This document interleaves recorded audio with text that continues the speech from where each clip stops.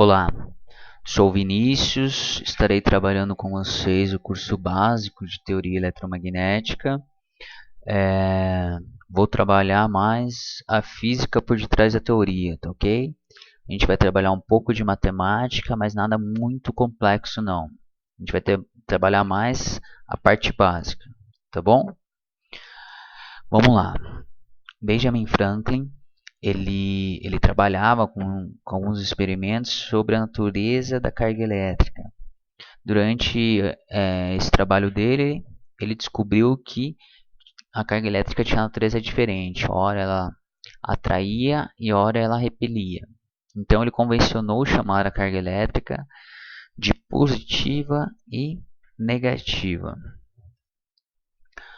Após dele, Millikan trabalhou com uns experimentos de gotas de óleos carregadas, cujo objetivo era calcular quanto valia uma carga elétrica, certo? Ele descobriu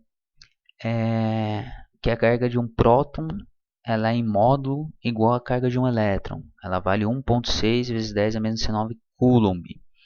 E a carga de um átomo ela é sempre múltipla inteira da carga de um elétron ou um próton, certo? Que ele definiu essa letrinha E. Então essa carga ela vai ser quantizada, tá bom? Ela é uma carga discreta, então elas são múltiplos inteiros. Ela pode ser, por exemplo, n igual a 1, vai ficar carga igual a 1,6, n igual a 2, 3,2. Então vocês percebem aqui que a grandeza aqui está na ordem de 10 a menos 19 coulomb. Para chegar a 1 coulomb, a gente precisa de muito elétrons. Não é um átomo grande, com várias camadas, certo? O que é a carga elétrica? A carga elétrica é um conceito difícil de definir. A gente não sabe o que é uma carga elétrica. A gente sabe que ela está na matéria. Ela é uma propriedade da matéria, certo? A teoria do eletromagnetismo ensina como ela se comporta para a gente, tá bom? Nessa primeira aula a gente vai trabalhar com carga pontual, certo? São cargas, não são corpos extensos, são cargas pontiformes. E vamos trabalhar com carga em repouso, tá? Elas não vão estar em movimento. A capacidade, uma característica importante da carga elétrica é a capacidade dela de interagir com outras cargas, certo? Então, se eu colocar uma carga positiva ou negativa uma próxima da outra, elas vão se interagir, as duas cargas. Mas como que a carga positiva sabe que existe a carga negativa aqui? Como que ela sabe a existência de outras cargas na proximidade a elas? O que existe aí? Vai existir uma grandeza física chamada de campo elétrico. Que é o campo elétrico? É como se fosse a aura da carga elétrica, certo? Então ela tem a carga, ao redor dela vai ter esse campo. Você nunca consegue separar a carga do seu campo elétrico, tá bom? Então toda carga elétrica gera um campo elétrico. Eu gosto de fazer uma comparação de campo elétrico com campo de cheiro, tá bom? Se eu abrir um frasco de perfume numa sala de aula, vai emanar partículas do perfume fazendo um campo de cheiro ao redor desse frasco, certo? Essa fragrância vai ficar ao redor desse frasco. Então, ele é um campo de cheiro. Às vezes facilita você lembrar para ter uma analogia. Então, para facilitar essa visualização do campo, a gente desenha algumas linhas de força, linhas do campo elétrico, tá bom? Por convenção também, cargas positivas, as linhas são divergentes, as linhas estão saindo da carga elétrica, tá bom? Cargas negativas, as linhas estão convergindo, as linhas estão entrando para a carga elétrica. Tranquilo? Então, como a gente falou ali, o campo elétrico é uma grandeza vetorial. Ele tem direção, sentido e intensidade. A direção dele, então, é radial, a carga, tá legal? O sentido vai depender do quê? se ela é positiva ou negativa, certo? Sentido é convergente ou divergente. E a intensidade é dada por uma fórmula.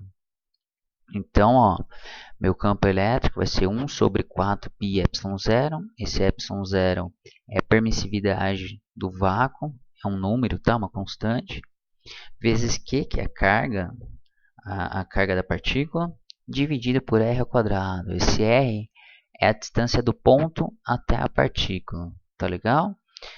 Esse númerozão aqui, ó, 4π sobre ε0, ele dá um número, tá?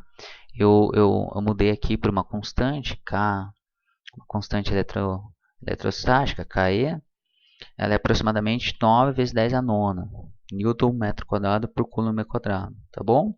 Esse R aqui é um vetor unitário, é só para indicar o sentido desse campo. E o que acontece quando a gente então põe uma carga próxima a outra? Então, essa partícula negativa ela vai ter um campo associado a essa partícula, e essa partícula aqui positiva também tem um campo associado a essa partícula. O campo dessa partícula negativa vai atuar sobre essa partícula positiva, exercendo uma força entre elas. Tá legal? Como as partículas são de sinais diferentes, sinais opostos, essa força vai ser de atração. Tá bom? Então aqui eu dei outro exemplo, tal. São duas partículas, elas estão distantes, né? Uma distância r de uma da outra. No caso aqui, como as duas partículas são positivas, essa força seria de repulsão, tá? Seria uma força empurrando essas partículas. E essa então é a lei de Coulomb, tá bom? Que ele define a força entre duas partículas. Você tem a constante, né? Uma carga Q1, outra carga Q2, vezes R ao quadrado, e o versor. Se essa força der negativa, então é uma força de atração entre as partículas. Se der positiva, é uma força de repulsão. Tá legal? Agora, se eu colocar uma situação com várias partículas, como que fica a força resultante ou o campo resultante? Segue a mesma linha de raciocínio. A força resultante vai ser o quê? Você separa, as forças são independentes, certo? Então vai ser a força da partícula 1 sobre a partícula 2, a força da partícula 1 sobre a partícula 3, a força da partícula 1 sobre a partícula 4. No final a gente soma todas as forças que estão atuando no sistema. Tá bom? Esse é o que? É o princípio da superposição. É a somatória das forças dentro do sistema. Agora, por fim dessa aula, vou colocar um exercício de aplicação. Eu quero saber o campo resultante. Campo resultante nesse ponto P. E eu tenho duas partículas, uma positiva na origem do meu sistema e uma negativa distante uma da outra, 0,3 metros. Tá legal? Bons estudos. Na próxima aula eu resolvo esse exercício. Até lá.